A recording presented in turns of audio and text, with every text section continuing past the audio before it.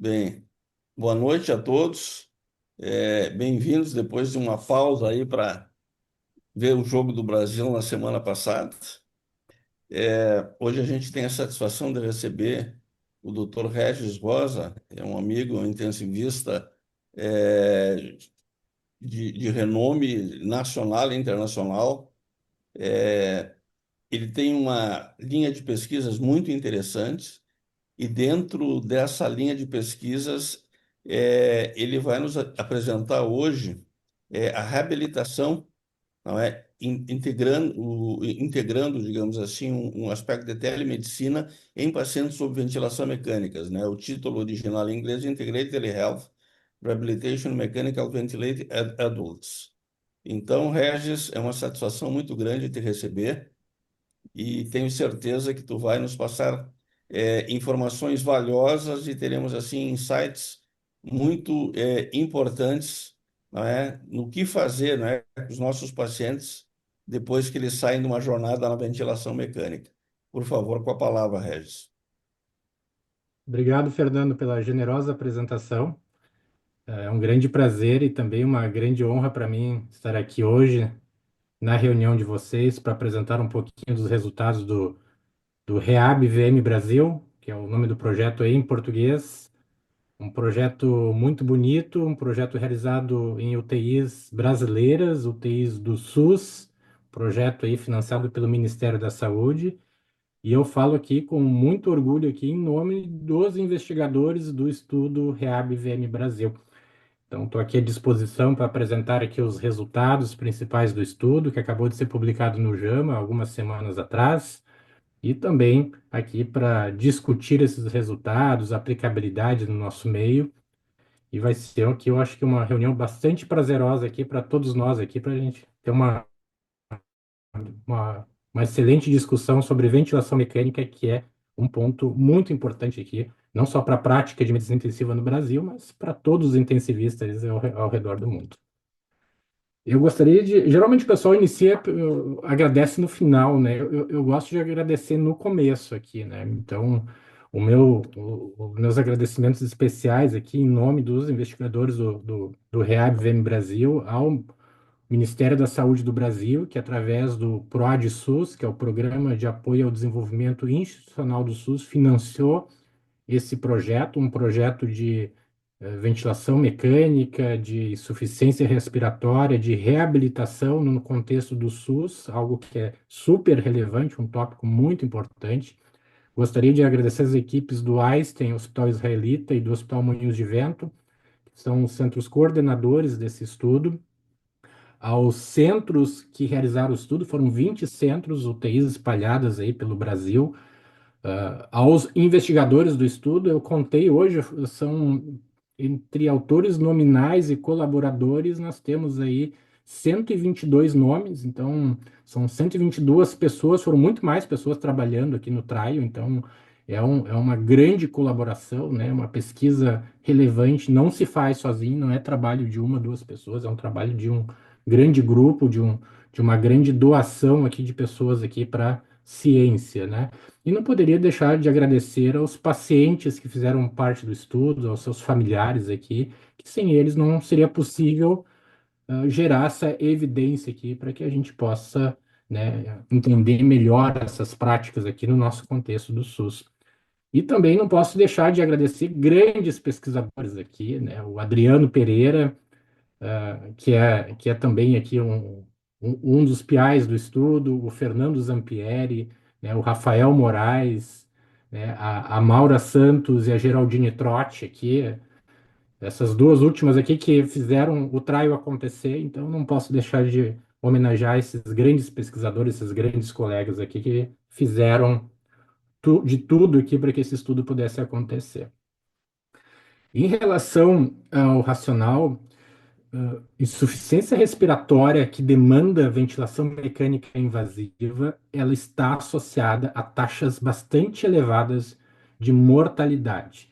Isso é assim no Brasil, isso é assim no mundo inteiro. Talvez a Covid, né, tenha gerado um frenesi, mas por algo que talvez a gente já tinha percepção que paciente com insuficiência respiratória hipoxêmica que demanda ventilação mecânica, eles sim apresentam um alto risco de morte, algo que nós intensivistas já sabíamos, né? E a gente pode dizer, não, mas na minha UTI, quem vai para ventilação mecânica não tem uma alta mortalidade, mas o desafio, os senhores, é tirar todos aqueles casos, né, que tiveram um quadro, um contexto, né, de cirurgia eletiva ou de uma intubação eletiva, quando nós temos aquela população de paciente com uma insuficiência respiratória em decorrência de uma pneumonia, por exemplo, que demanda ventilação mecânica, as taxas de mortalidade são bastante elevadas.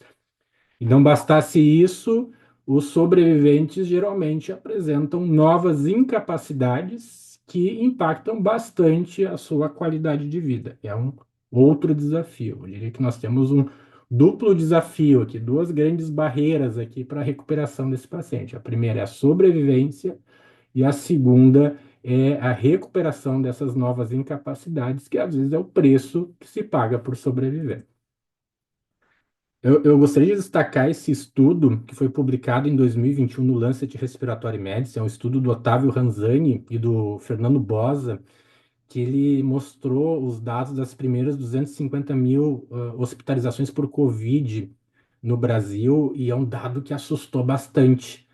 Paciente com Covid que ia para ventilação mecânica invasiva apresentava aqui nesses dados, aqui um dado, né, de UTIs do Brasil, aqui uma taxa de mortalidade de 80%. E eu quero que vocês guardem esse dado de 80%, que ele vai ser importante para a nossa discussão ali adiante, tá? Indo nós temos uma outra evidência, que é o estudo de sobreviventes de Covid da Coalizão Covid Brasil, o estudo Coalizão 7, aqui, que ele mostrou que esses pacientes sobreviventes de insuficiência respiratória apresentam um impacto importante em qualidade de vida. E o grande marcador aqui o grande divisor de águas aqui foi a necessidade de ventilação mecânica, e eram justamente aqueles pacientes que precisavam de ventilação mecânica invasiva que apresentavam aqui o maior decréscimo na qualidade de vida. Aqui é o score Q5D3L, que é um score de qualidade de vida relacionado à saúde, que ele varia de menos 0,17 até 1. Os valores negativos são estados piores do que a morte, 0 é morte, e 1 seria uma qualidade de vida plena. E esses pacientes, 3 meses pós-alta, aqui apresentava aqui um score de utilidade aproximadamente 0,60, quero que vocês guardem esse número aqui, que é representando aproximadamente 60% aqui de uma qualidade de vida plena, aqui, muito semelhante a um paciente, a um EQ5D de um paciente que faz diálise 3 vezes por semana, para vocês terem um comparador aqui desse score de qualidade de vida.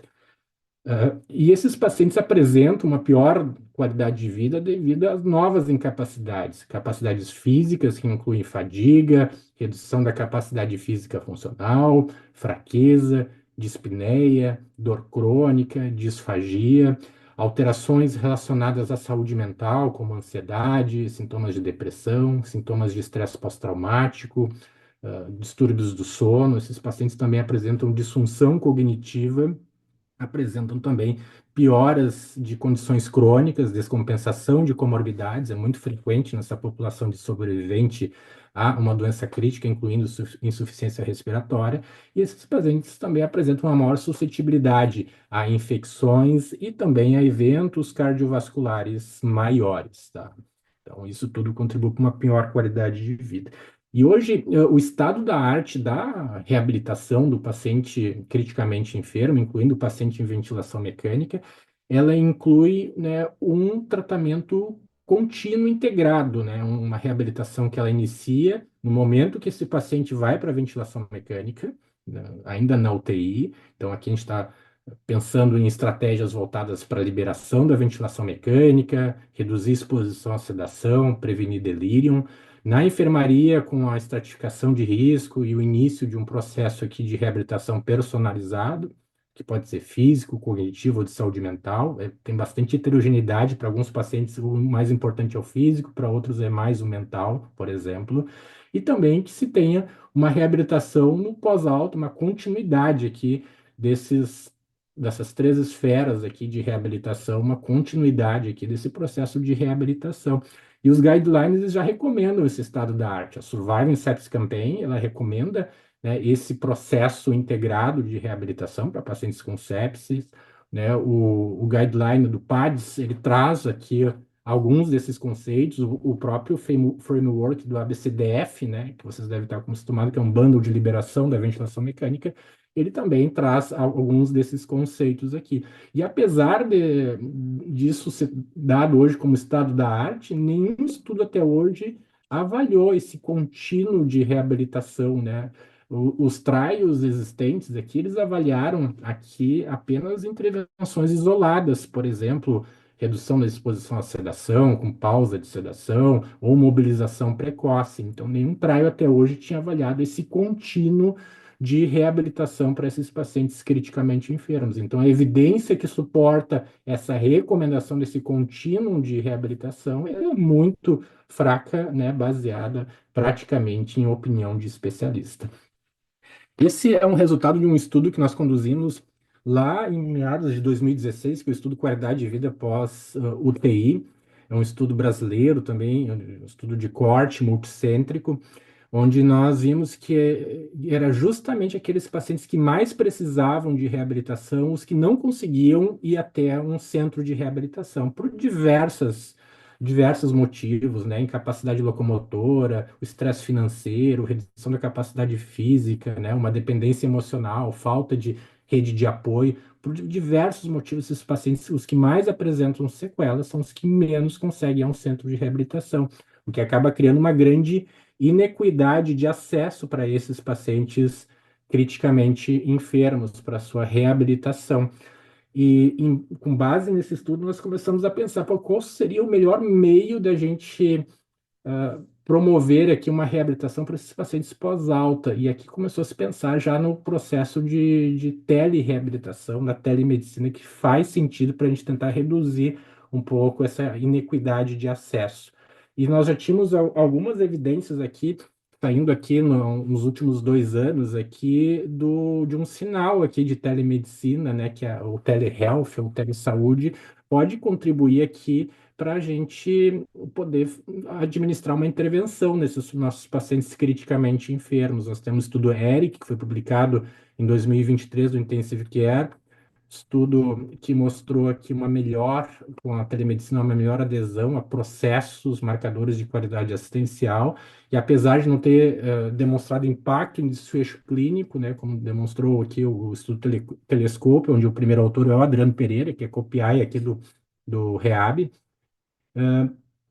mostrou-se aqui que é execuível, né, tu fazer um processo de telemedicina, mas, contudo, nenhum desses dois estudos avaliou essa questão dos desfechos relacionados à reabilitação, qualidade de vida, por exemplo. Então, aqui ainda fica como algo aberto, até mesmo dentro da literatura do telehealth, dentro dos pacientes criticamente enfermos.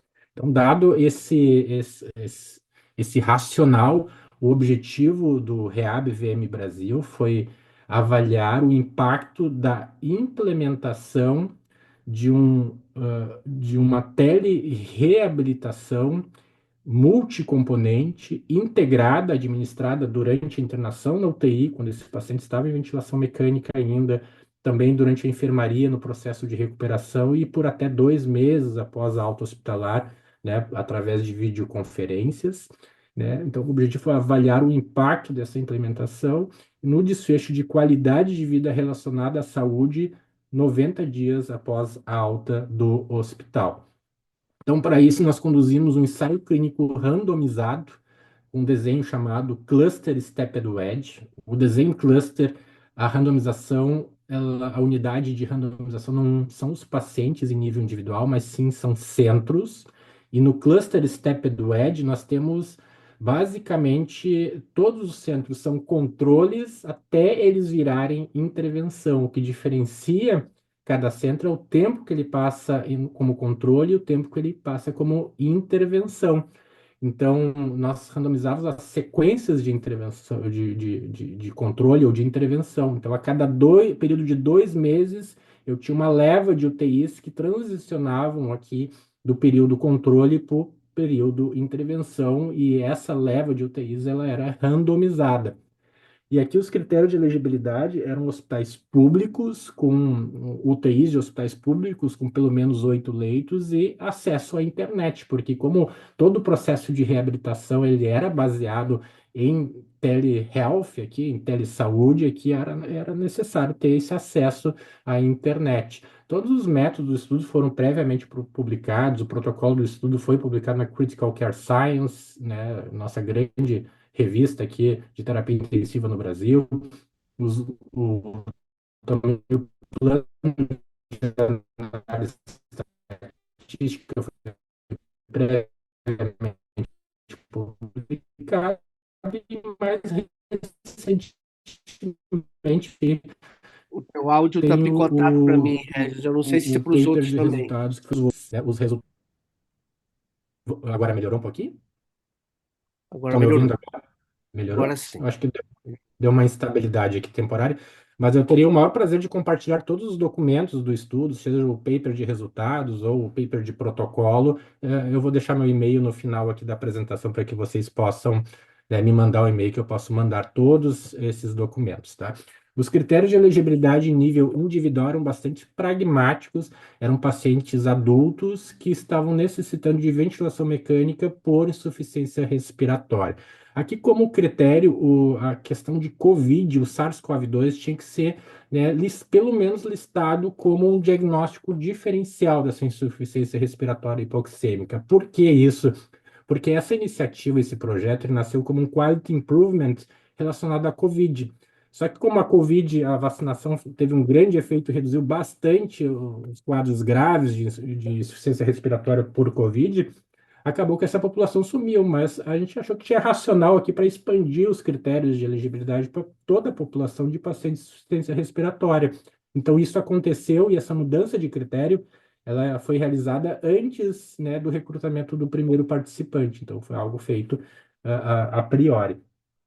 Os critérios de exclusão eram muito poucos, eram pacientes que tinham uma expectativa de vida inferior a 3 meses, de acordo com o julgamento médico, que tinham barreiras de comunicação, não poderiam, né, porque grande parte dos desfechos eram avaliados por telefone também, e esses pacientes precisavam pelo menos ter uma comunicação, ou pelo menos um familiar que pudesse se comunicar em seu nome aqui para fazer o processo de reabilitação por telehealth. E também nós excluímos pacientes que já tinham sido incluídos no estudo. Então, apenas a primeira inclusão aqui era que era contabilizada aqui para o estudo.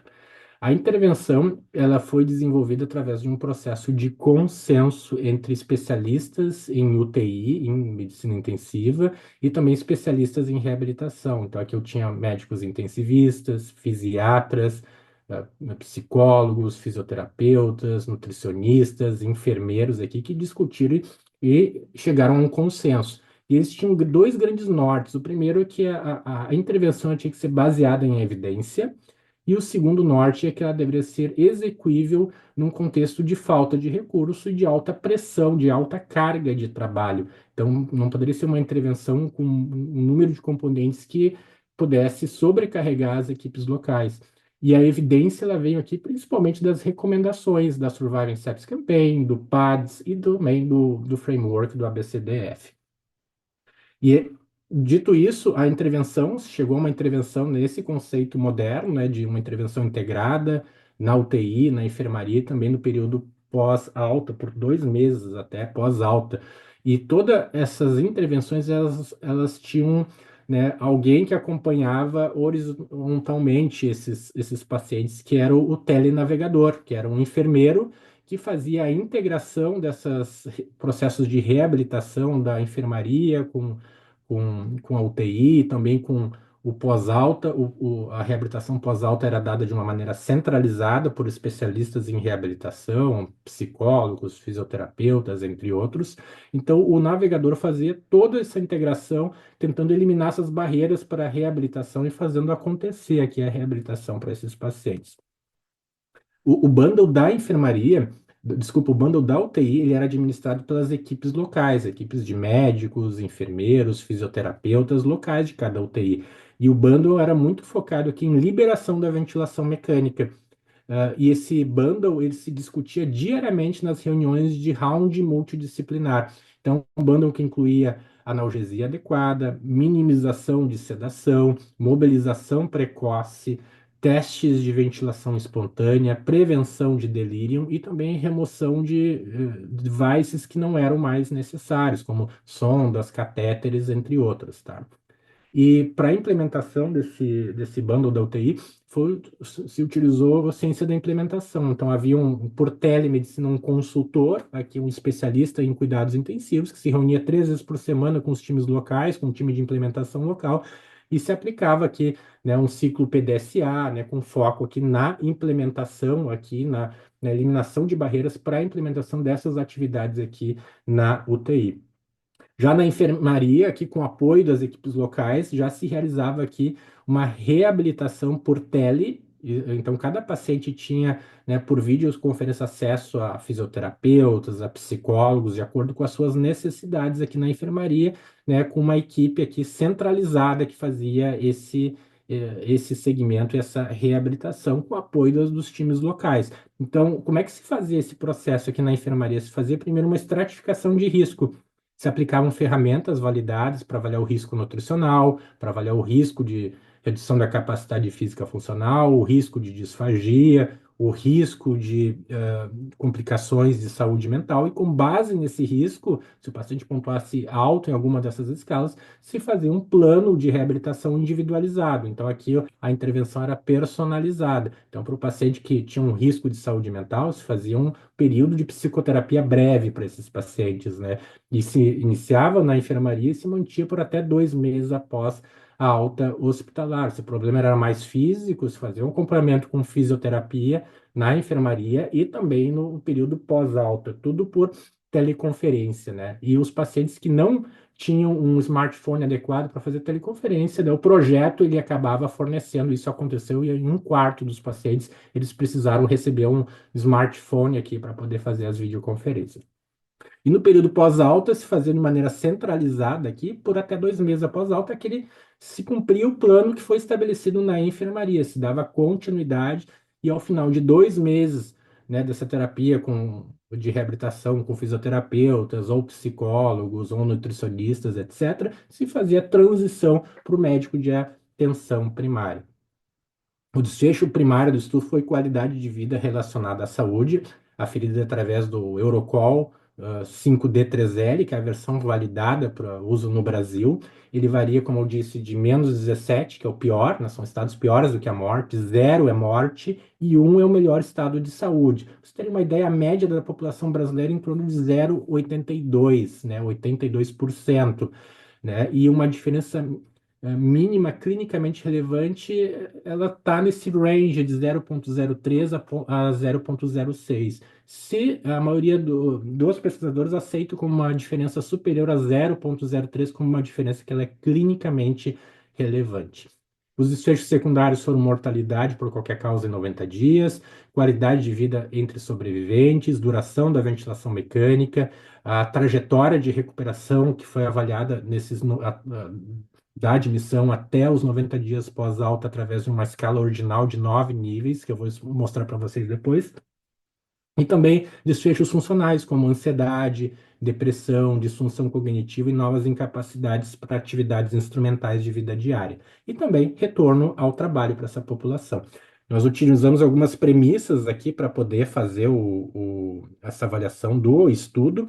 Então, o trial ele tinha um poder de 90% para detectar uma diferença de pelo menos 0,09, que é um pouquinho acima da diferença mínima clinicamente relevante, mas importante na medida, né, do que era execuível num contexto de um financiamento limitado, né? E também pelo fato que a gente estava incorporando zero, que ia ter né, uma inflação em zero aqui dos nossos pacientes, porque a gente sabe que a taxa de mortalidade é alta na insuficiência respiratória com necessidade de ventilação mecânica. Então, o driver tinha um poder para detectar essa diferença, né? Então, eram necessários 18 centros, cada um recrutando 100 pacientes, que daria 1.800 pacientes, né, no trial. E aqui, lembrar que nós, né, demos zero para penalizar, né, a qualidade de vida, damos 0 para aqueles pacientes que morreram, porque se eu tiver qualquer intervenção que aumenta a mortalidade, provavelmente a qualidade de vida dos sobreviventes vai ser maior. Então, porque é um efeito competitivo, né, da qualidade de vida com a mortalidade, a gente tem que cuidar e tem que penalizar os que morrem. De alguma forma, uma das maneiras mais aceitas é dar 0 para esses pacientes, tá?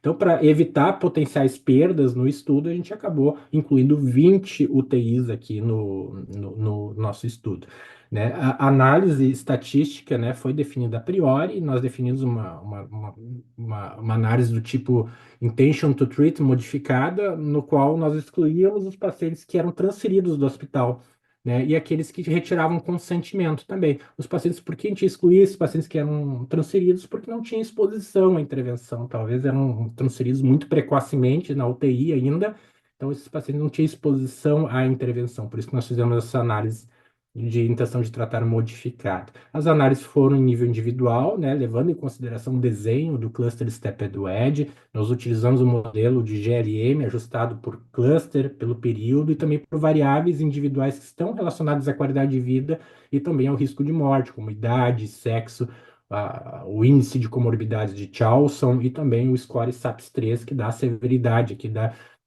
admissão na UTI. Nós utilizamos um nível de significância de 0,05 e fizemos várias análises de sensibilidade, incluindo uma utilizando um modelo estatístico distinto, que é um modelo gaussiano para zero inflado. E a gente estava com bastante com medo se esse modelo do EQ5D dando 0 para os mortos, se ele ia funcionar com GLM, se não ia, né, de alguma maneira bugar o modelo, né? Meu filho usa essa expressão, pai, bugou a televisão, né? Então, a gente estava com bastante receio, então a gente botou uma análise pré-definida para isso, e também nós imputamos os scores de EQ5D para todos os pacientes que foram transferidos, porque transferência é algo bastante comum aqui nas nossas UTIs no Brasil.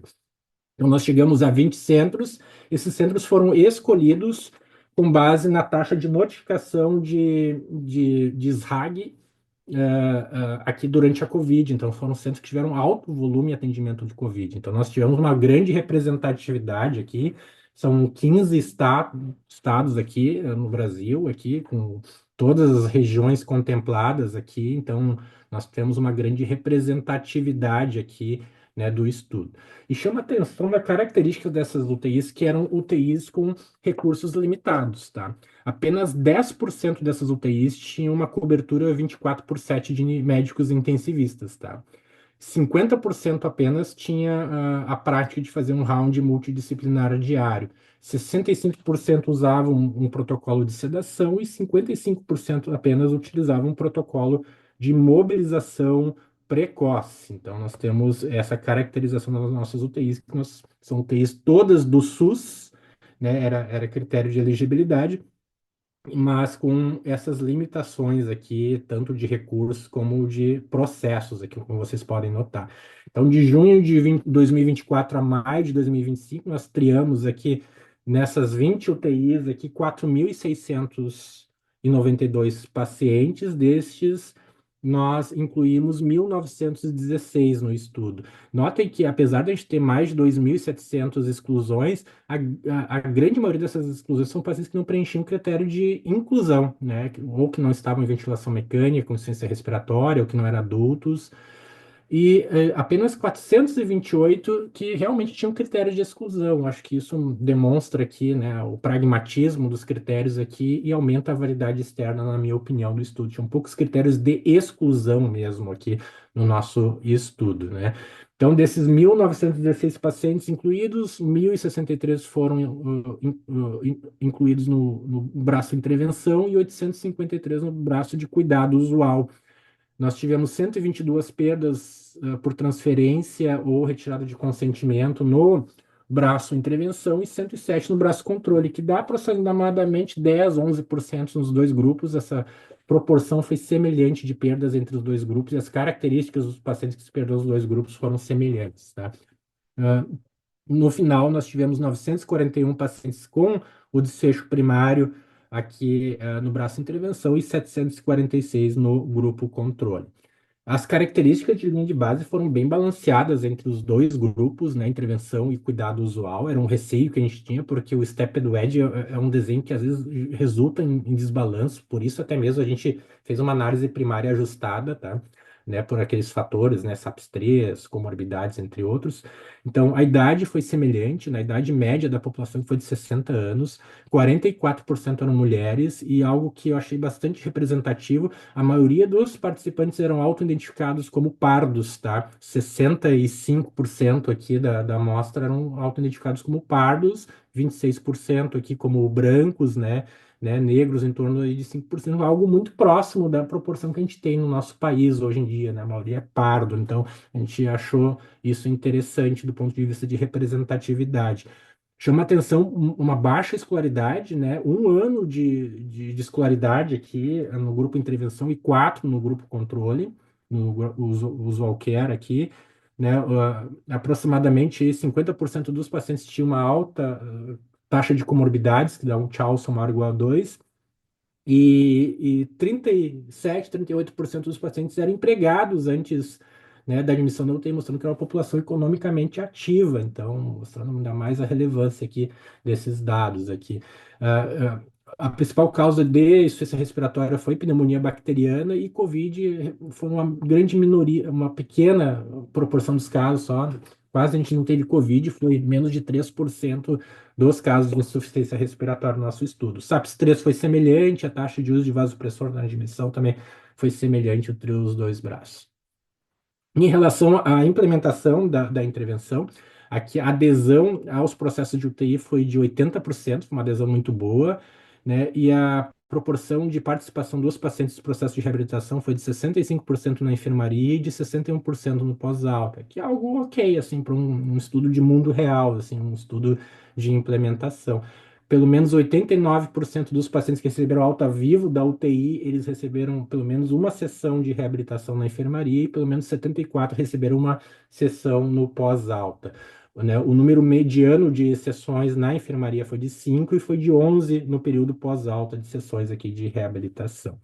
O desfecho primário, ele foi o EQ5D de 0,16 no grupo intervenção e 0,2 no grupo controle. Deu uma diferença de 0,049, que é dentro daquela margem que a gente considera que é clinicamente relevante, e essa diferença ela foi estatisticamente significativa, né, com P de 0,04. Não teve evidência aqui de modificação de efeito da intervenção de acordo com subgrupos de pacientes, né, o gênero, severidade, etiologia de insuficiência respiratória, ou o grupo etário aqui. Não houve diferença também em relação à análise primária, de acordo com as análises de sensibilidade, usando o zero inflado, usando imputação, e não houve uma evidência de modificação de efeito pela adesão à implementação também. Então, isso a gente não conseguiu detectar.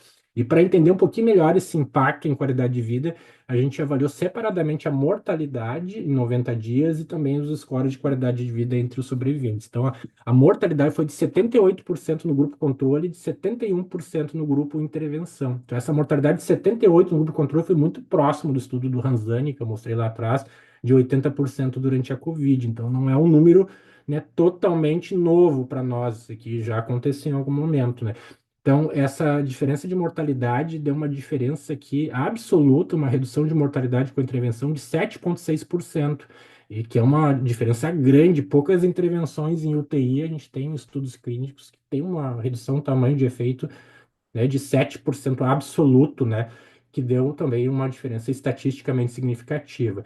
A qualidade de vida entre os sobreviventes, o EQ5D deu de 0,60, muito semelhante também ao coalizão, né, em 3 meses, ao coalizão 7, que eu mostrei lá atrás, 0,60 na intervenção e 0,59 do convidado usual, muito semelhante entre os dois grupos, uma diferença que ela não foi estatisticamente significativa. Então, aquele efeito no desfecho primário foi às custas de redução de mortalidade aqui na população, né? Só que a gente tem que ter muito cuidado com essa interpretação, não melhorou a qualidade de vida entre os sobreviventes, porque na medida que eu aumento sobrevida, provavelmente eu mudo a composição dos nossos sobreviventes. A gente sabe que os nossos sobreviventes, eles pagam um preço da sobrevivência que é uma pior qualidade de vida. Então, eu já vejo pelo um copo meio cheio, mesmo reduzindo mortalidade, a gente conseguiu uma qualidade de vida semelhante aqui dos sobreviventes de 0,60 de Q5D. A intervenção reduziu o tempo de ventilação mecânica de uma maneira estatisticamente significativa, reduziu 6 dias de ventilação mecânica. Isso é muito, muito dia. No pior dos cenários, reduziu 4 dias. No melhor dos cenários, reduziu 8,5 dias de ventilação mecânica. Talvez esse seja um dos grandes mecanismos porque a intervenção reduziu mortalidade, na minha opinião. E também aumentou dias livre, vivo e livre de hospital. Aumentou em 5 dias aqui, de uma maneira estatisticamente significativa, dias vivos.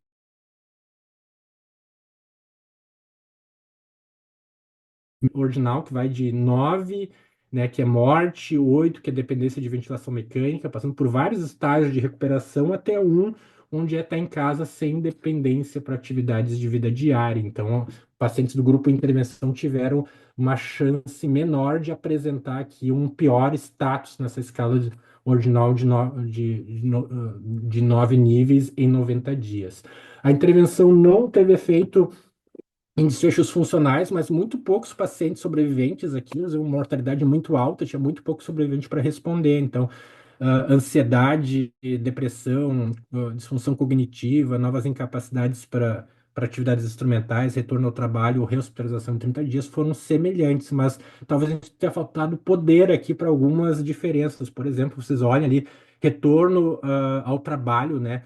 Foi 43% no grupo intervenção e 20% no grupo controle, o dobro, né? Só que deu um P de 0,11 porque não tinha poder ali para detectar, né, essa diferença, né, num N pequeno de sobreviventes. Então, só uma crítica aqui a essa ausência de efeito nos sobreviventes.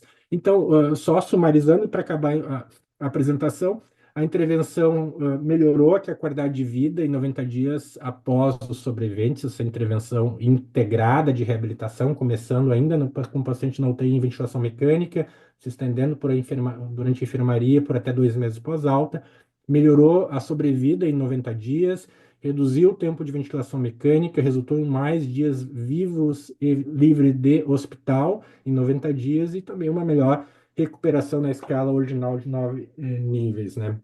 E alguns pontos para discussão, né? A alta mortalidade aqui pode ter limitado o poder para detectar diferenças clinicamente relevantes aqui nos pacientes sobreviventes, em termos de desfechos funcionais. E a gente tem que considerar esse efeito competitivo de qualidade de vida com morte, né? Quando tem uma intervenção que aumenta a sobrevida, provavelmente a qualidade de vida dos sobreviventes vai ser menor, e mesmo assim se empatou ali em qualidade de vida. Então, é algo que tem que se pensar aqui quando a gente vai interpretar esses resultados. E a questão da capacidade de generalização. Será que esses achados são generalizados apenas para UTIs, né, com limitações de recurso? Eu já acho um pouco diferente. Eu já acho que talvez ela seja generalizável esses dados também aqui para UTIs que não tenham limitações de recurso, mas onde a adesão a essas práticas de liberação de ventilação mecânica e também uma reabilitação no pós-alto sejam adesões heterogêneas e baixas, né? E o que é algo que eu desafio o pessoal me pergunta, mas será que meu UTI eu faço tudo, eu faço mobilização precoce, mas eu pergunto, mas você tem isso medido? Será que. Porque a percepção de todos os centros que participavam é que se fazia isso, já algum desses componentes da intervenção, mas quando a gente foi medir na prática, isso não era necessariamente, né, uma adesão perfeita. Então, talvez tenha capacidade de generalização para esses centros. Talvez o benefício seja pequeno em centros que já têm uma ótima adesão a práticas de liberação da ventilação mecânica e de reabilitação pós-alta. De novo aqui, muito obrigado aqui a todos os envolvidos no REAB VM Brasil. Está ali meu e-mail, regis.rosa@hmv.org.br. Se alguém quiser algum desses artigos ali que sustentam esse estudo, até mesmo a base teórica, ou até mesmo a apresentação, vou ter o maior prazer e a felicidade aqui de compartilhar com os senhores. Muito obrigado aí pela atenção. Excelente, Regis. Muito obrigado aí por partilhar esse trabalho que realmente deve ter dado muito trabalho, né? O número de participantes, de pessoas envolvidas que tu mostraste, é assim, sinaliza, né, que realmente fazer pesquisa bem feita exige, né, uma equipe multi, né, porque tu falasse aí que tinham fisioterapeutas, nutricionistas, enfermeiros, enfim. Eu gostaria de começar perguntando assim, tu falaste que a mortalidade é alta, e realmente, né, essa mortalidade é em 90 dias, 70%. Foi utilizado algum score de gravidade, como o SAPS-3, na admissão desses pacientes, para a gente ter uma base do SMR, se isso poderia, digamos, estar dentro da expectativa? Bom, a gente usou, Fernando, a gente usou o SAPS-3. Na linha de base, o SAPS-3 era de 64, né, para esses centros. Teve dificuldade de achar de tentar calcular o SMR, porque era uma população muito específica de pacientes com ciência respiratória hipoxêmica, né? E quando a gente vai no SAPS-3 mais geral, a gente tem uma predição assim para uma população mais geral. E acaba que o paciente em ventilação mecânica de insuficiência respiratória hipoxêmica ele tem diversas peculiaridades para ter uma taxa de mortalidade maior. Mas com certeza isso é maior do que aquilo que se tem na literatura, principalmente de países de alta renda, países da América do Norte, países da Europa, especialmente países da Oceania, conversando com os colegas da Austrália e da Nova Zelândia, lá né, super bom internar lá, ninguém morre nas UTIs deles lá, né? 15% de mortalidade por sepse, né? Mas nós temos Lá que é o sangue, lá é o sangue aborígene, né? exato, é. Mas a É. gente tem uma grande diferença, né? Eu gostaria de ver se botasse esses nossos pacientes do SUS, né, nas UTIs deles, as taxas de mortalidade iam ser iguais, porque aqui a nossa taxa de mortalidade acaba sendo bastante alta por diversos fatores, na minha opinião, assim. Primeiro, a gente tem uma questão de prática assistencial que é um pouco diferente dos outros países em relação à definição de metas de cuidados, né? Hoje em dia, morrer no Brasil em casa, por exemplo, né, é um problema, né? Então, por exemplo, na cidade onde eu moro, Porto Alegre, morrer em casa é um problema. Não tem sistema de verificação de óbito. As pessoas morrem no hospital e dentro do hospital morrem na UTI. A discussão de metas de cuidados em pacientes que estão ambulatoriais, assim, acaba sendo algo meio que anedótico, né, na nossa prática. Então, muitas vezes não se discutem, né? Então, chega num momento crítico onde é mais difícil ter essa discussão difícil, então, às vezes, essas questões são postergadas. Eu acho que um primeiro ponto que explica é que talvez nós tenhamos muitos pacientes que estão em fase final de vida nas nossas UTIs, isso talvez explique uma alta taxa de mortalidade. Outra questão também que a gente pode explicar é a questão de pressão, né? A gente tem UTIs que trabalham com strain muito alto, né, com uma proporção de profissionais, paciente por profissional bastante apertada. Então, os próprios americanos do JAMA sempre têm dificuldade quando a gente diz assim, eu tinha um enfermeiro para 8, para 10 pacientes, mas como assim? Aqui nos Estados Unidos eu tenho um enfermeiro para um paciente, né? E o que é o nurse technician que vocês falam, né? O técnico de enfermagem, para nós não existe essa figura. Então, tem essa questão de escassez de recursos. Eu tenho um sistema, às vezes, que eu tenho bastante heterogeneidade de questão de a disponibilidade de leitos, especialmente no SUS, eu tenho uma pressão muito alta em pacientes muito graves, às vezes que chegam tardiamente, que isso também pode contribuir para uma maior taxa de mortalidade. O SAPS-3, ele foi de 64, talvez só pelo SAPS-3, se eu ver o SMR desses pacientes, provavelmente acima de 1, aqui nos dois braços, mas foi equilibrado. A gente prefere tentar comparar esses dados com outros estudos na população do Brasil, como o estudo do Ranzani lá, que na Covid mostrou que a taxa de mortalidade de ventilação mecânica foi em torno de 80%. Então, e mesmo países de alta renda, tem cortes da Alemanha, por exemplo, de mundo real, mostrando que paciente que vai para ventilação mecânica de insuficiência respiratória, a taxa de mortalidade é acima de 50%, acima do que um SAPS-3 poderia predizer de uma maneira mais geral também, que acaba sendo uma população bastante peculiar. Mas, por outro lado, sim, nos assustou também essa taxa de mortalidade e, né, entre os investigadores gerou um certo grau de indignação, né? Pô, a gente tem que fazer alguma coisa, né? A gente não pode morrer, 80% tem uma chance de morrer por ventilação mecânica por causa de uma pneumonia, né, no nosso país, né? E a gente acha que tem muita coisa para se fazer aqui, né? Muito aspecto relacionado à prática assistencial aqui que pode ser melhorado, assim, talvez fazer um pouco do feijão com arroz, que é o que talvez que o REAB traz um pouquinho aqui, talvez de lição, eu acho que possa nos ajudar aqui a melhorar desfechos dos nossos pacientes, né?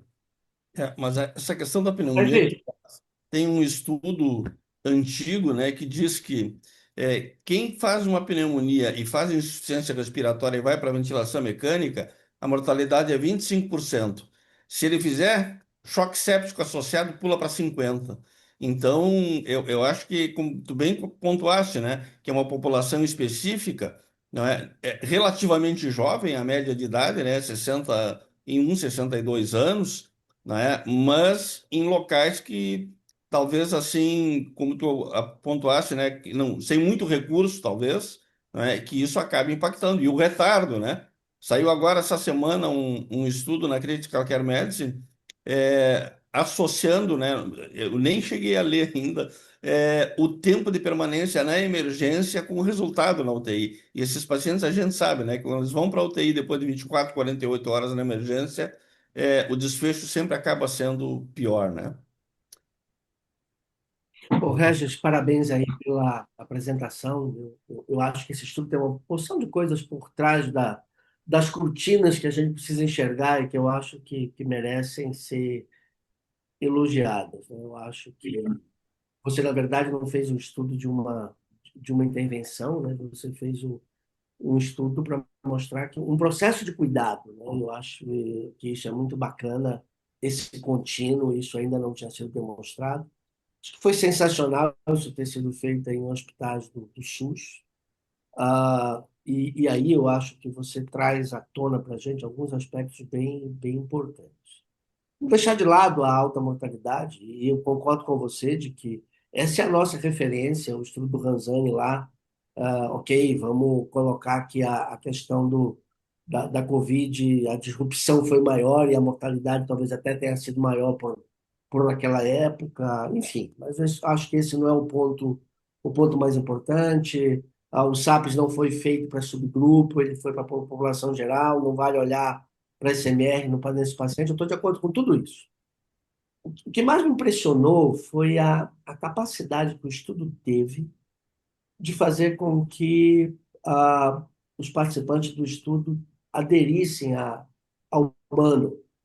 Eu achei isso sensacional. E concordo com você que, no geral, todo mundo acha que eu estou fazendo e, na hora que for conferir, não está fazendo coisíssima nenhuma. Tanto que a diferença que você conseguiu mostrar de todos os impactos de redução de mortalidade, de tempo de ventilação mecânica, foi o bando de retirada da ventilação mecânica. Não tem muita dúvida de que essa foi, na tua intervenção multicomponente, o aspecto mais importante. Eu te pergunto, vocês perceberam diferenças entre hospitais do ponto de vista de aderir às práticas? Ou vocês acham que a maneira como vocês implantaram isso funcionou numa boa média para todo mundo? Excelente ponto, Edelon. Esse estudo, a intervenção é super complexa, né? Não é a mesma coisa que eu fazer um estudo que eu vou dar um comprimido de uma substância ativa e um placebo. É um estudo que eu tenho que, né, implementar uma ação que ela depende de múltiplos níveis aqui de interação de profissionais. Eu lido com pessoas, com mudança de comportamento, com resistência, né, a mudanças, com mudanças de práticas, né, uma condição sine qua non, por exemplo, o bundle de UTI funcionário, o round multidisciplinar, onde apenas 50% faziam. Então, para lidar com essa intervenção complexa, que a gente tinha noção lá do começo, e era um risco de, ó, não funcionou porque não implementou, a gente sempre teve isso bastante em mente, então por isso que a gente acabou investindo na implementação, num processo de ciência da implementação. Então, são várias estratégias de ciência da implementação que a gente empregou para ter aquela adesão de 80% nas UTIs, e foi Sensacional. E foi justamente o componente que a gente acha que funcionou mesmo, foi o bundle de liberação de ventilação mecânica, porque a maior densidade dos óbitos e a maior diferença está justamente no período de mortes na UTI, né? O Zampieri fez até uma análise estatística super complexa para decompor esse efeito. Provavelmente em breve vai ser a publicação mostrando justamente que o que fez efeito foi tirar o paciente da ventilação mecânica, né? Que é o que teve o benefício aqui da intervenção. Então, para isso, a gente fez ciência da implementação. Então, cada centro ele tinha um time de implementação, que nem um time de sepsia, tinha um time de insuficiência respiratória, onde tinha médico, um time multidisciplinar, tinha enfermeiro, tinham lideranças, os campeões que nós chamamos, os champions. Então, a gente montou esse time tinha um contato com o consultor de implementação.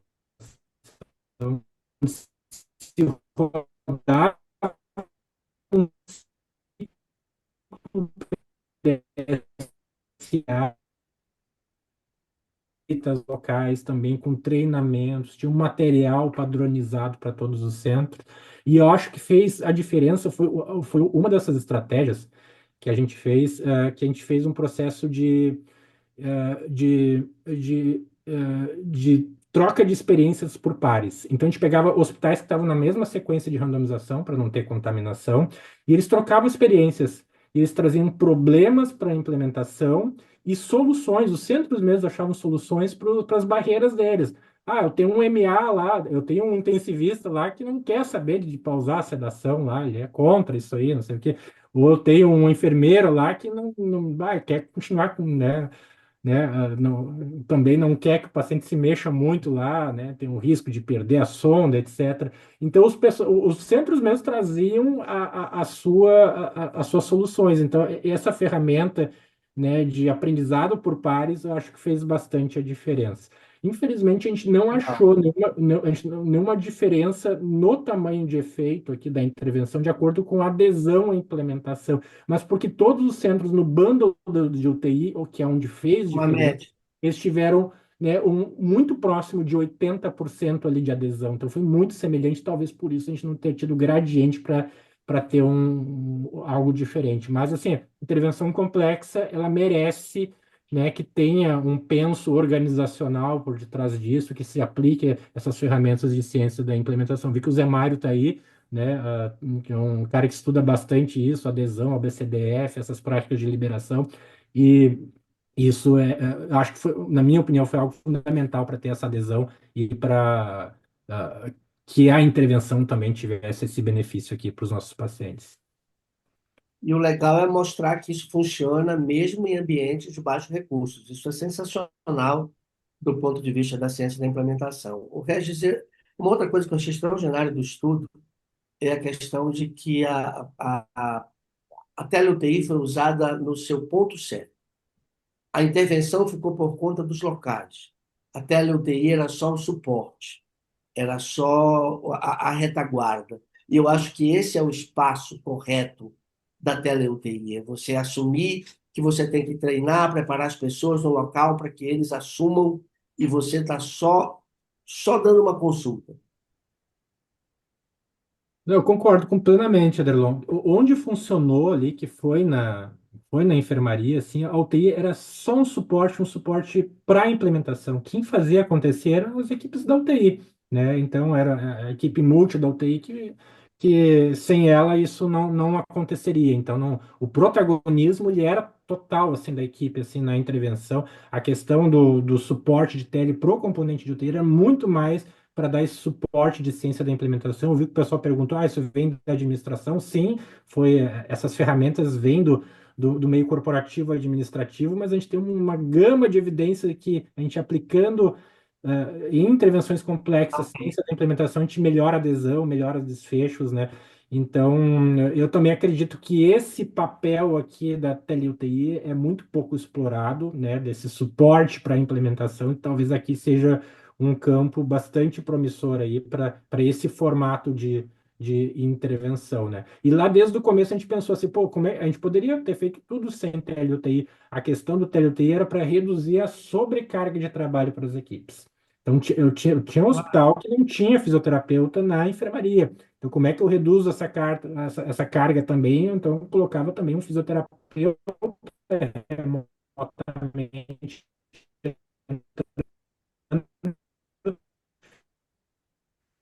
para reduzir esse impacto aqui. Porque imagina assim, 20 pacientes para ter mais tantos aí para revisão mecânica. Então, às vezes, a gente poderá uma barreira também a questão de ter centração. Eu tenho uma última pergunta para você, Regis, até para deixar aí o Fernando seguir, e é uma questão metodológica. Esse modelo aí do Step to Edge foi muito bonito. Ele sempre tem aí a questão do efeito de aprendizado. Quem começa com a intervenção mais cedo, eu acho que o Regis caiu. Acho que o Regis caiu. Voltei agora, desculpa. Voltou. Internet. Eu tenho uma última pergunta para você. Por conta do teu desenho aí do Step do Edge, muito bonito, ele sempre deixa aquela dúvida da gente do efeito aprendizado. Vocês enxergaram alguma coisa, se aqueles centros que iniciaram mais cedo com intervenção tiveram um desfecho melhor ou ficou tudo mais ou menos igual? É tudo muito novo para nós, Ederlon. E sim, esse desenho ele dá para ter uma ideia de sustentabilidade desse efeito. Se as UTIs ficaram mais tempo expostas, tiveram um efeito. Mas eu confesso que a gente não analisou, né, não fez parte. E eu acho que isso é uma grande ideia aí para uma análise secundária do estudo aí. E a gente vai olhar com carinho, sim. Mas o desenho realmente ele permite isso. Boa ideia. É, legal. Muito bom. Parabéns aí mais uma vez, velho. Excelente. Obrigado, Ederlon. E aí, pessoal, alguém mais gostaria de fazer algum comentário, alguma pergunta? Sim, vocês me escutam bem? Sim, Bom, boa noite a todos, boa noite, doutor Fernando, doutor Delmão. Parabéns, Regis. Nós falamos aqui da UTI respiratória do INCOR e o ponto que o Regis tocou com relação ao impacto da ventilação mecânica é algo transversal a todos os estudos. A gente percebe a mesma coisa em outros estudos de tele-UTI que a gente implementou. Tanto o seu reflexo, inclusive no SAPS, no SMR, acima de 50% de prognóstico de mortalidade. E aí eu te faço uma pergunta, Regis. Vocês chegaram a identificar aqueles pacientes que são admitidos na UTI já em ventilação mecânica? E se chegaram, a quanto tempo eles estavam em ventilação mecânica?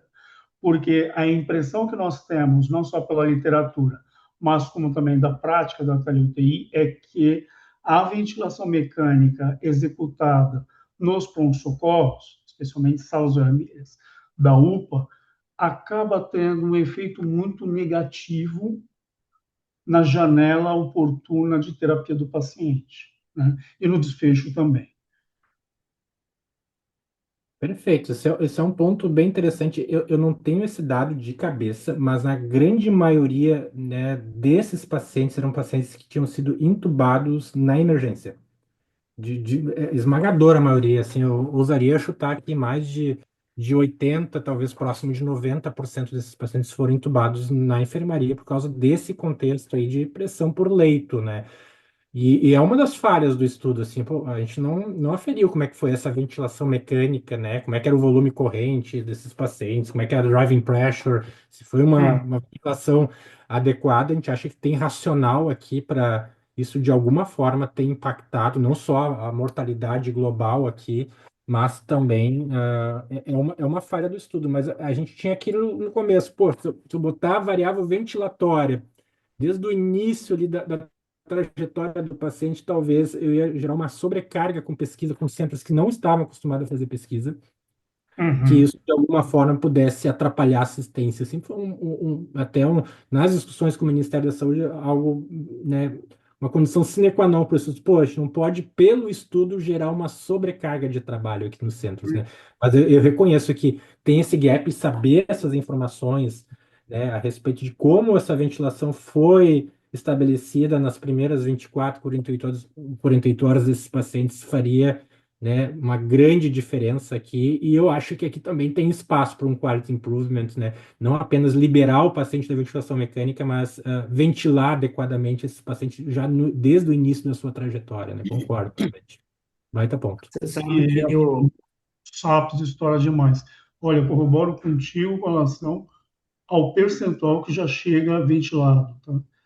Dados do Covid, dados pós-Covid de 2024, nós fizemos outras 10 UTIs no Brasil e mesmo atualmente UTIs só de São Paulo, acima de 85% já chega entubado.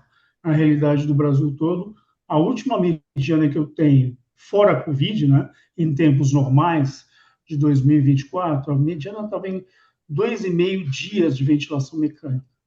É muita coisa para você recondicionar esse paciente para uma qualidade ventilatória. você Perdão, sabe professor. que esse ponto levantado pelo Cavalcante é importante, Regis, mas eu acho que ele só aumenta o brilho do resultado do estudo. Veja, é óbvio que o cuidado com a assistência, com a ventilação, é fundamental, mas esse estudo mostrou que uma intervenção de organização consegue ter impacto mesmo dentro de um cenário adverso. Eu insisto com essa tecla o tempo inteiro que a gente no Brasil, quando discute política pública, sempre fala do política pública para doente crítico de abrir leitos de UTI. E há muito que eu comento que o mais importante é a gente organizar a maneira como a gente presta assistência nos leitos que a gente tem. E esse estudo prova isso, de que você, mesmo numa situação de baixo recurso, com uma intervenção que é muito menos clínica e muito mais de organização, consegue ter um impacto de redução de mortalidade dessa magnitude, redução de tempo de ventilação mecânica e uma adesão de uma equipe em condições de limitação de recursos a um bundle que é complexo, que tem muito hospital de ponta que não tem esse nível de aderência. Eu acho isso assim extraordinário. E Concordo complementando, plenamente, né? Desculpa, Cavalcante. Eu concordo plenamente, assim, pô, eu vi o Cassiano agora, o Cassiano é um dos grandes mentores até dessa ideia, né, desse contínuo de recuperação, e mostra que por mais tardio que esses pacientes chegam, às vezes por mais que tenha sido feito um estrago lá no início, né, que a gente tem muito espaço ainda para, né, para recuperar esses pacientes. Ok, ao invés de morrer 80%, vai morrer 70%. Poxa, mas reduzir 10% de mortalidade, pô, é alguma coisa bem importante, né? mas o dado, Regis, que você tem de redução do tempo de ventilação num paciente que tem esse perfil, você pode não ter levantado o perfil do quanto estava entubado há quanto tempo antes, mas com certeza ele já chegou, pelos outros números que nós temos, pelo perfil das UTIs que você pegou, ele já chegou muito, bastante, digamos, estragado nas UTIs.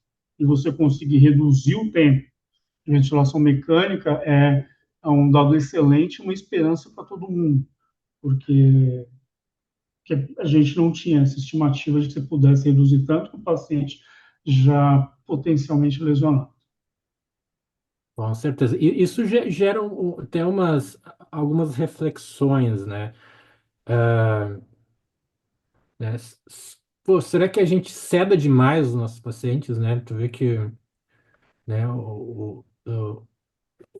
as intervenções que acabam, né, acabam tendo um grande impacto em sobrevida, né, nesses pacientes de ventilação mecânica. Uma delas é redução de sedação, seja pausa ou titulação, né, para uma sedação leve para o paciente, né. E eu estava imaginando, tentando, claro que é muito difícil a gente tentar decompor qual o efeito do bando. Parece que o efeito é no bando de UTI, mas qual a ventilação, mas, né, eu fiquei com a impressão que eu vejo na prática, né? Eu sou professor de um hospital público, né? E trabalho também no hospital privado, e é uma reflexão que eu faço todos os dias, converso com o Cassiano. Será que a gente não cede a sedação dos pacientes, a gente não consegue reduzir mais ainda o tempo de ventilação mecânica, né? Regis, tem aqui um comentário da colega Thaís, de Minas Gerais, te dando os parabéns e dizendo que essa realidade que tu apontaste aí, ela trabalha numa UTI de 19 leitos, 100% SUS, que é o que ela vê no dia a dia, né? Então, isso é muito relevante, né? Porque não dá para a gente querer ser mais realista que o rei, né? A nossa realidade é essa, né? Uma pergunta assim que eu achei essa redução do tempo, né? Foi 8 dias, né? A redução do tempo de ventilação, né? E quase 8 dias, 7 oito ponto dias, alguma né? coisa. É, tem os números assim de quem fez ou quem não fez, ou se haveria impacto de fazer traqueostomia nesses pacientes para redução do tempo de ventilação? A taxa de traqueostomia foi muito semelhante ao que a gente encontra no usual, assim, né? Em torno ali de 5 a 8% dos pacientes foram traqueostomizados, né? Não foi uma taxa muito alta, né? Mas a Não. gente controlou o tempo, o timing onde foi feita a traqueostomia, né? Então, isso é um dado que a gente fica devendo, mas concordo contigo, daqui a pouco o timing, né? E a causa. A despeito, a gente não tem uma evidência muito clara, né? Se em qual população, parece que traqueostomia para alguma precoce, para alguma população, especialmente paciente neurocrítico, possa fazer a diferença, né? Mas a gente acabou não tendo até muita traqueostomia, até por causa da etiologia, era um ponto de insuficiência respiratória, mas por um tempo prolongado de ventilação mecânica, talvez pudesse ter um pouco mais, mas eu até nem sei como interpretar direito esse dado, né? Mas é algo que a gente não chegou a analisar e botar, talvez, em contexto para ver o quanto que isso poderia ter modificado o efeito da intervenção, né? Perfeito. Cassiano, Tá Regis, bom. fosse eu tenho uma citado aí pergunta. pelo Regis, Cassiano. Gostaria de fazer algum comentário? Está conseguindo ouvir? Sim? Sim? Obrigado, Regis. Parabéns de novo. Uma pergunta assim, quando a gente trabalha então assim com o pós-UTI, né? A gente estão começando a sair cada vez mais os estudos das intervenções dentro da UTI, das intervenções depois da UTI, né? E a gente parece que joga o problema lá para fora, né? Não, nós vamos reabilitar lá fora, nós vamos reabilitar. Será que esse estudo não vai para o mesmo lado do que a gente está vendo no todo, assim, que nós estamos precisando puxar a responsabilidade definitivamente para nós, para melhorar nossas práticas dentro da UTI, porque aparentemente, apesar do N, que a gente vê que reduziu muito por causa da mortalidade, as intervenções lá fora não parece que estão trazendo muitos efeitos, além de serem também caras e complexas, né? Qual é a tua opinião sobre isso, assim, qual o momento? Só ressaltando que o Cassiano também é autor do estudo, né? Então, se ele tivesse uma crítica, ele ia estar se criticando também, então. Mas excelente questionamento, Cassiano. Eu acho que esse estudo traz de novo, ele reforça, né, a importância do intensivista nesse processo de reabilitação. A gente já estava vindo de uma série de trials negativos do pós-UTI, mas de trials que iniciam do ponto para reabilitar os pacientes a partir do momento de alta hospitalar. Talvez seja tarde demais, talvez a gente não tenha já questões de pacientes não reabilitáveis. E o REHAB, eu acho que ele é um dos poucos estudos positivos, mas que ele traz esse conceito de agir no processo de reabilitação precocemente, quando o paciente ainda está em ventilação mecânica, e parece que na decomposição de efeito, o que fez a diferença foi o bundle de UTI, o que fez a diferença foi o intensivista. E aqui eu acho que isso muda um pouco o conceito. Eu acho que talvez a gente tenha que reforçar essa ideia de recuperação, é um contínuo. Eu não consigo dizer pelo REHAB que as coisas pós-alta não funcionam, por causa principalmente do viés dos sobreviventes, mas isso reforça, mostrando que o tamanho de efeito das intervenções de UTI para reabilitação ele é gigantesco. Talvez, eu vou dizer uma coisa forte, talvez a gente ter, né, uma pausa de sedação mais precoce aqui dentro do bando tem um tamanho de efeito muito maior do que eu fazer 2 meses de fisioterapia em casa depois. E talvez seja algo para a gente pensar, né? Que tem muita coisa que a gente pode fazer dentro da UTI, isso reforça o nosso trabalho. Os intensivistas não querem o pós-UTI, Quem pega pós, seja o médico clínico, seja o médico da atenção primária, não quer saber desse paciente também. É muito importante essa transição do cuidado. Eu acho que ninguém melhor do que o intensivista pode fazer isso, ainda mais porque está nas nossas mãos aqui fazer talvez aquilo que tem maior peso na recuperação do paciente, que é esse bundle, né, de liberação da ventilação mecânica. Eu acho que só reforça a nossa importância, Cassiano, como intensivistas, e quando eu falo intensivista, não são apenas médicos, são enfermeiros, é um time qualificado, né? É um time treinado que tem esses conceitos de reabilitação. Isso aumenta a nossa responsabilidade. O TI é uma especialidade muito bonita, né? Muito nova. A gente está reduzindo mortalidade ao longo das últimas décadas, e agora a gente está com um novo desafio que é não apenas reduzir mortalidade, que é fazer esse paciente voltar para a sociedade. E a gente está vendo que tem muita coisa que a gente pode fazer no contexto de UTI, no contexto de organização, que vai fazer a diferença. Talvez aqui esses resultados sirvam para a gente discutir também com o próprio Ministério da Saúde, questão de dimensionamento, questão de, né, de qualificação profissional, de processos dentro das nossas UTIs aqui para melhorar esses resultados. E a gente viu ali, né, mais de um terço desses pacientes, quase 40%, eram pacientes economicamente ativos. E fazer eles retornarem mais cedo para o trabalho, reabilitar, né, não apenas sobreviver, isso aqui são desfechos bem importantes, que ressaltam ainda mais, né, essa especialidade tão bonita que é a terapia intensiva. Regis, Regis, muito nessa legal, questão viu, Fernando? da Só um comentário, sedação, Fernando. nessa questão da sedação, o estudo original do CRES, ele propunha iniciar a pausa após 48 horas. Quando tu dizes assim de reduzir ainda mais, tu acha que seria de 24 horas, 36 horas já começar a tentar titular a sedação? O estudo que eu queria fazer, Fernando, é não sedar paciente de ventilação mecânica de rotina. O estudo que os suecos Tem um fizeram estudo não FIC seda, de né? ventilação mecânica, não é? Em pacientes sem sedação, né? No Isso. Lancet. Tem um no New England também dos suecos, né, que foi execuível, precisou de mais analgesia para os pacientes, né, mas foi execuível, pacientes com Apache de 25, pacientes super graves, né, Apache 2 de 25.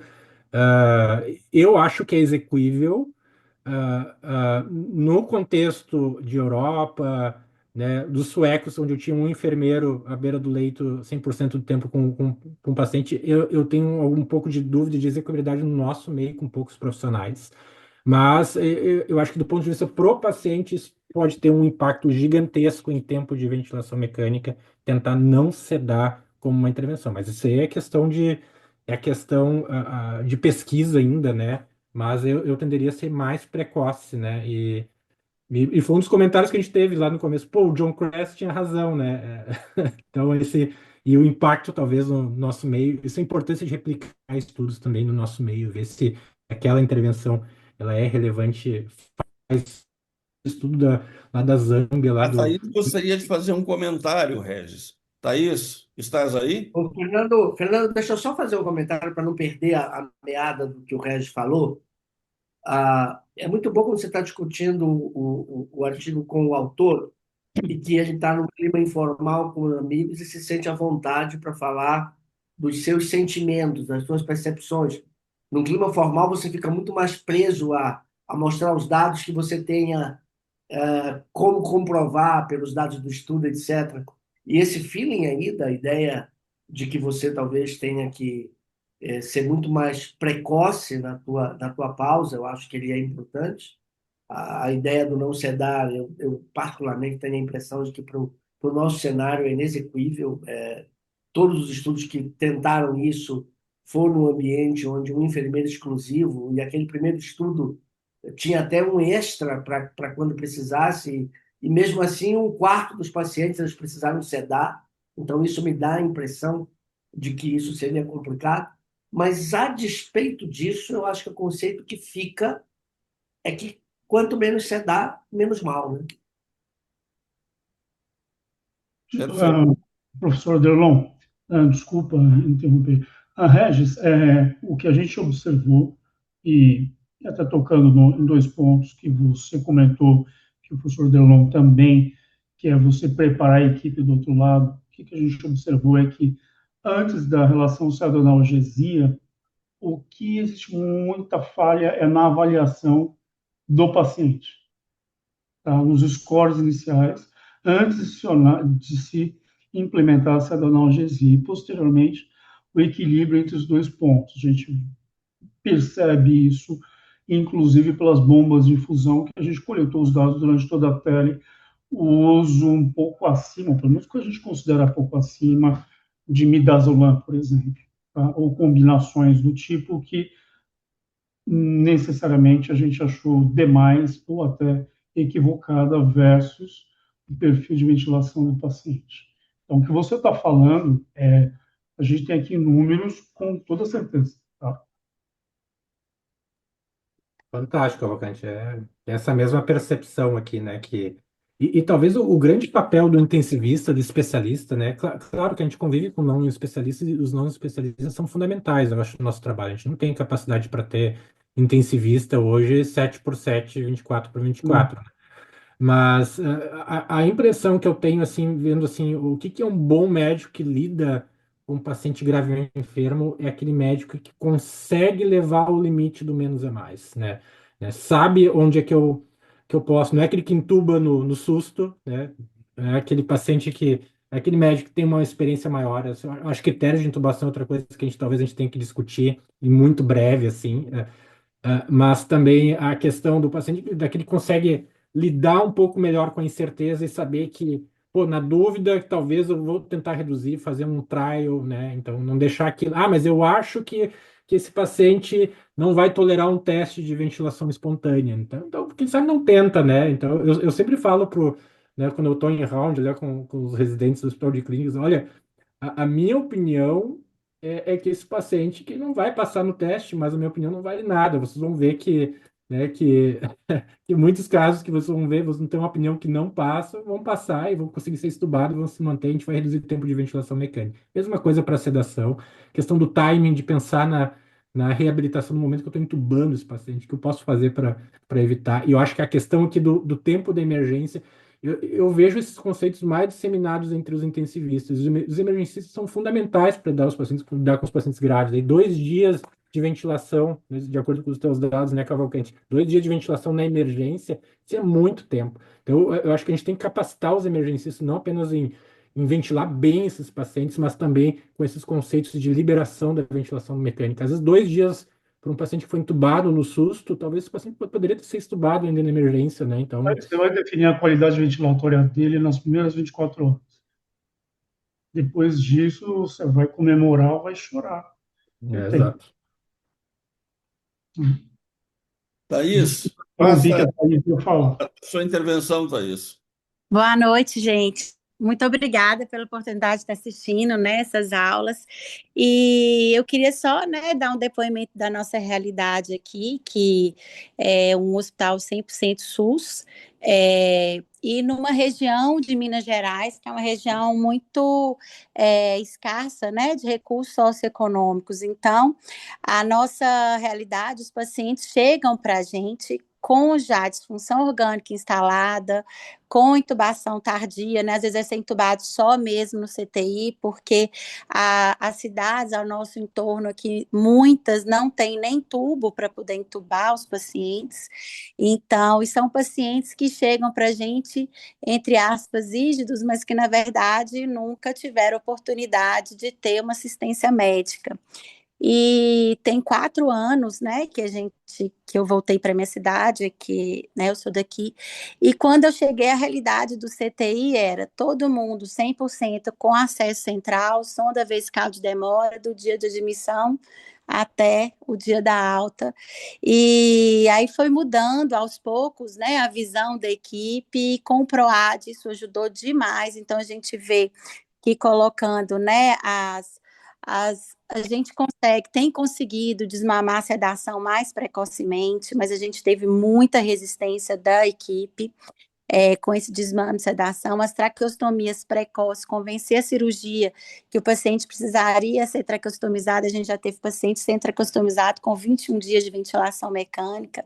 Então, depois de colocar essas práticas, né, mais em dia, mobilização precoce, desmame de sedação, de também tentar a desinvasão mais precoce, isso tem ajudado muito a gente a reduzir a nossa mortalidade, principalmente depois que o hospital conseguiu aí ser agraciado pelo PROAD. Então, eu só queria dar essa realidade, porque você falando do estudo, eu falei, é muito a nossa realidade aqui, né? Essa dificuldade, e é a realidade dessas mortalidades altas, que eu também acredito que é porque o paciente só chega para a gente de maneira mais tardiamente, já com disfunções orgânicas instaladas. Nesse Brasil grande, né, Regis, só muda o CEP, né? Exato, né? Sabe, os dados, né? A gente apresentou o estudo no Critical Care Reviews agora em Belfast, e sempre vem essa questão, né? Principalmente no café ali, no cafezinho com o pessoal, né? O pessoal de fora, né? O pessoal, era o único estudo de um país de média, baixa renda, né? O resto era tudo países, né, de alta renda, né? Pô, em relação a essa validade externa, vocês acham que é limitada? Eu acho que não, na verdade, eu acho que é o contrário, a gente gera muita evidência de países de alta renda que são aplicáveis aí para talvez um quarto da população do planeta, né? E os outros, né, os outros três quartos aí são países aí de baixa, média renda, né? Com esses contextos de limitação, acho que a gente tem um problema hoje grande que é de generalização dos dados. Eu lembro sempre daquele estudo da Zâmbia, acho que é da Zâmbia, se eu não me engano, né, de ressuscitação guiada por meta, onde aumentou mortalidade num contexto de escassez de recursos, onde eles davam DOPA no periférico, davam um pouquinho de volume, e começaram a dar mais volume para os pacientes. Entraram no sistema respiratório, não tinha respirador para os pacientes e morreu mais. Então, a gente tem que reavaliar a adequação das intervenções no nosso meio. Eu acho que esse estudo traz um dado, a gente se queixa, falta estudo no SUS, eu acho que a gente tem que produzir mais estudo para o nosso meio. As nossas diretrizes não precisam ser iguais às diretrizes, né, dos europeus, do pessoal da América do Norte, e talvez a gente tenha que ter o nosso contexto, ver coisas que são importantes para nós, que nós conhecemos, né, essas limitações que nós temos, a execuibilidade. Então, isso é bastante importante e muito obrigado pelo relato da Thaís, né, que isso é o cenário que a gente viu em vários hospitais, né, essa dificuldade que a gente tem por detrás dessa dificuldade não é só conhecimento em relação à pausa de sedação, por exemplo, né, é muito uma questão de execuibilidade, porque às vezes eu não tenho uma vigilância, o paciente tem risco de queda, eu tenho pouco profissional, né? Eu tinha, às vezes, hospitais que demitiam toda a equipe de profissionais, eu não tinha profissional naquele dia, né? Às vezes eu tinha profissionais da higienização ajudando na assistência, porque era o que dava para fazer. Então, esses contextos tornam difíceis, assim, de pensar, não é uma questão apenas cognitiva, eu tenho que desligar a sedação. É muito mais do que isso, tem um entorno aqui de desafios aqui, organizacionais aqui, que é gigantesco, né? A gente vê a pontinha do iceberg, mas o que tem por debaixo é gigantesco, né? É verdade. Thaís, parabéns aí pelo seu trabalho, viu, Thaís? Eu acho que pessoas como você tornam possível acontecer tudo isso que o Regis apresentou aqui aí na região. Você é a champion que vai fazer essas coisas acontecerem. E, Regis, eu acho que assim, ao longo desses anos, os vários trabalhos realizados com apoio aí do ProAdSUS, sem dúvida esse é o primeiro grande estudo feito para o SUS exclusivamente. Eu acho que esse também é um outro mérito que precisa ser destacado do estudo. Muito bom. A gente continuaria, Regis, conversando ainda, né? Mas já estamos aí com 90 minutos, não é? Então, queria mais uma vez agradecer em nome de todos do grupo das UTIs integradas pela tua participação e até uma próxima aí, então, pessoal. Uma boa noite a todos. Obrigado, Boa noite. Regis. Parabéns. Obrigado. Até a Boa próxima. noite, família. Parabéns, Regis, Cassiano. Tchau, tchau. Parabéns a todos. Beijão. Tchau, Tchau, tchau. tchau. Obrigado, Rubens. Até mais.